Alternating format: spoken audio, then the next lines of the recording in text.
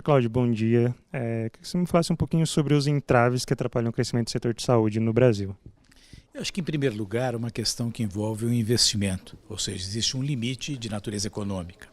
Na questão da saúde suplementar, o recurso ele é suficiente. Talvez nós tenhamos aí alguma questão relativa ao controle de gastos, uma alocação mais adequada, um crescimento do custo médico hospitalar acima do nível inflacionário.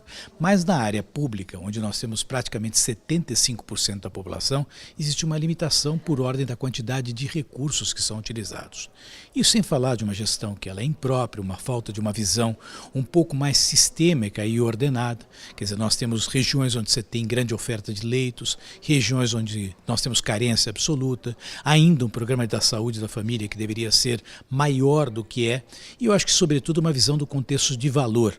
O brasileiro, e acho que o cidadão de forma geral, no Brasil e mesmo fora, eles não sabem adequadamente o que é qualidade e o que é absolutamente imprescindível para um bom cuidado de saúde. Já esse entendimento, eu acho que seria o suficiente para a gente poder, de certa forma, começar a construir um plano de saúde que o Brasil precisa.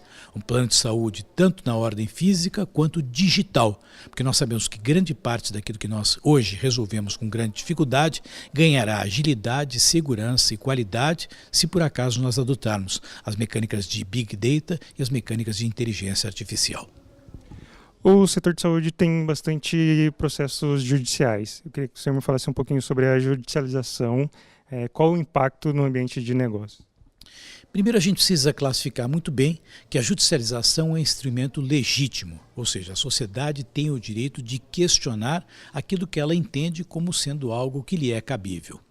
O problema está justamente não na boa judicialização, e sim na judicialização ruim, aquela que questiona aquilo que não é previsto em contrato, aquela que demanda medicamentos que não são aprovados e que eventualmente tiveram algum resultado, mas em amostras ainda restritas, não tem comprovação com evidência adequada, e muitas vezes a mistura de demandas que não necessariamente representam assistência, ou seja, cuidado das pessoas, e, portanto, um abuso em relação à abrangência da cobertura. No ano passado, para que você tenha uma ideia, o Brasil gastou praticamente 10 bilhões de reais no sistema público por conta da judicialização. O orçamento do Ministério da Saúde é 120. Então, 10% foram comprometidos por judicializações de questões que eram questões que não teriam necessariamente cobertura. E eu poderia ir além, até falar de máfias, organizações que têm hoje no sentido de incentivar impropriamente a utilização de próteses, órteses, as questões de stents. Portanto, nós temos que criar um instrumento um pouco mais maduro para que o judiciário possa decidir, não no sentido só emocional, quer dizer, ele acaba na verdade sendo tomado, porque a saúde é um direito social, é sensível, mas deveria existir uma base que pudesse alimentar as jurisprudências no sentido de não alimentar a assim chamada judicialização ruim.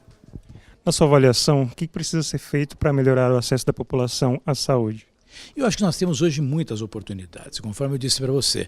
Eu acho que não é um assunto de natureza compensatória, ele é estruturante. Nós temos que montar um grande plano diretor tentando mapear o país. Por quê? Porque as necessidades epidemiológicas de uma região, elas são diferentes de outras regiões. Nós precisamos ter um plano diretor digital. Hoje, sem prontuário eletrônico, sem informação, nós acabamos intervindo de maneira imprópria, às vezes até abusiva, desperdiçando. Para que você tenha uma noção de medida, 33% do que se gasta de saúde é desperdício, é redundância, é solicitação imprópria, é gasto desnecessário. E, portanto, nós precisamos desse nível de informação para alocar de uma forma um pouco mais consistente. Fora isso, nós temos que treinar capital humano. E aí eu digo, não mais médicos, equipes multiprofissionais, porque o médico é importante para questões de natureza médica, mas grande parte daquilo que a gente faz é suporte de informação, é ação educativa. Isso se faz com técnicos, se faz com equipes de enfermagem, equipes de suporte. Eu acho que a gente precisa preparar isso. E também um aspecto que eu acho que pode incrementar muito é a questão da medicina digital na telecomunicação. Ou seja, hoje nós temos praticamente a população toda utilizando aparelho celular, nós temos temos acesso às bandas largas em grande parte, lembre-se que cerca de 85% da população vive em algumas centenas de cidades, e, portanto, não haveria grande problema para que nós pudéssemos desenvolver telemedicina, que aumenta o acesso, traz equidade, talvez não seja o ideal porque você não tem um contato humano próximo, mas de certa forma resolve grande parte dos problemas de saúde que a população tanto precisa. O país está preparado para esses avanços ou ainda está engatinhando? Qual a sua avaliação? A minha avaliação é que o país está preparado. O que precisa é ter um plano para desenvolvê-lo de maneira estruturada.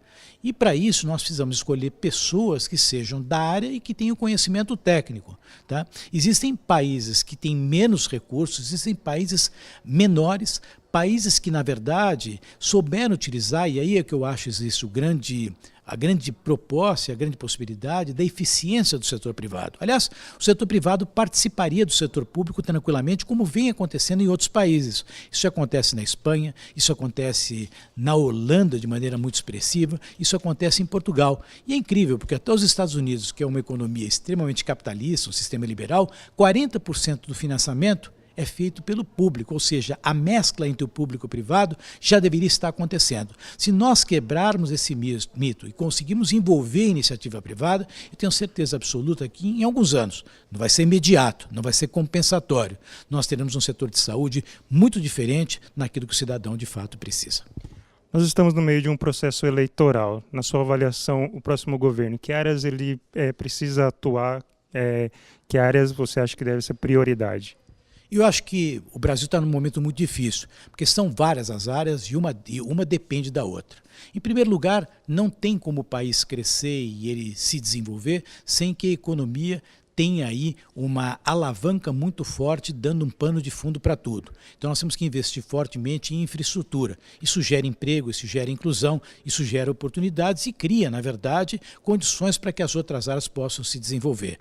Em segundo lugar, eu acho que é a questão da educação, que no fundo é um pano de fundo para aquilo que irá acontecer em alguns anos.